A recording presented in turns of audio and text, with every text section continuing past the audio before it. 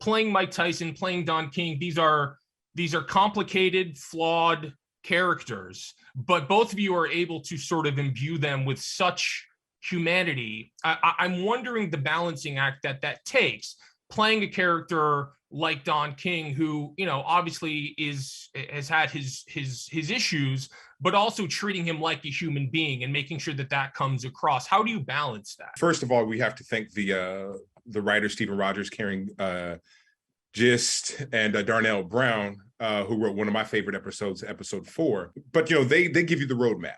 And, you know, and they say, above all, the text is sacred. So you use the script as a roadmap. But as an actor, I never come into looking at a character as evil or bad or as a villain. I look at him as being human, as being, you know, real. And I approach it that way.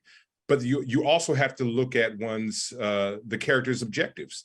What are his wants, his desires, and his needs? Just like us as human beings, we have objectives. We have wants, desires, and needs. And so what are your tactics and how to go about doing that? And Don King had many different tactics at his disposal. And he I think, reached into his toolbox and used the many different, you know, tools that he had. But also, where did he learn those tools from? And right. I think that's the bigger question has to be answered. And a lot of my answers would be, as he said, only in America.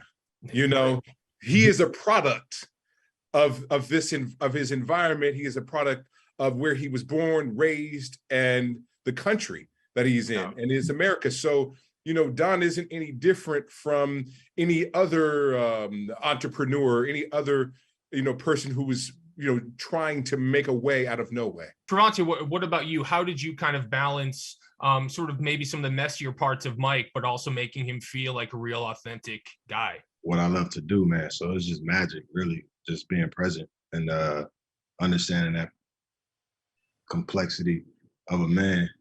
And again, just feeling blessed to have the opportunity to convey it, to show myself in that particular way.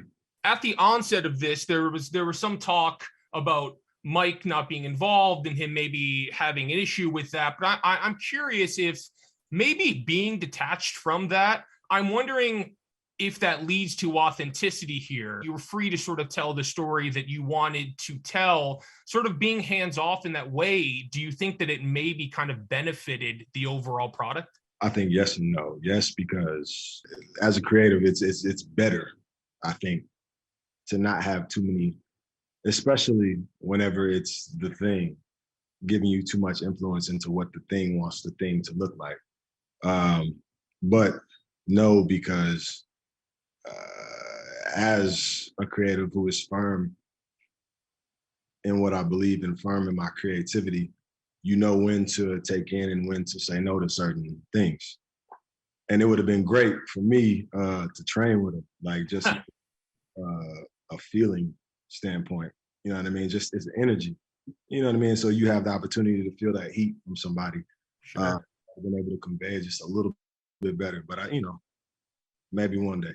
Russell, what about you? I mean, would you have liked to have maybe had a little bit more hands-on experience with Don, or was it kind of thrilling to be able to really just do your own thing? I wouldn't say thrilling. It was scary. It would have been nice to have been able to sit down with Don, you know, for a cup of coffee, a cup of tea, something like that, sit with him for, you know, for a few hours, a whole day, a couple of days a week, and just kind of get a sense of what his thought process was and what he was thinking about, what he was living with.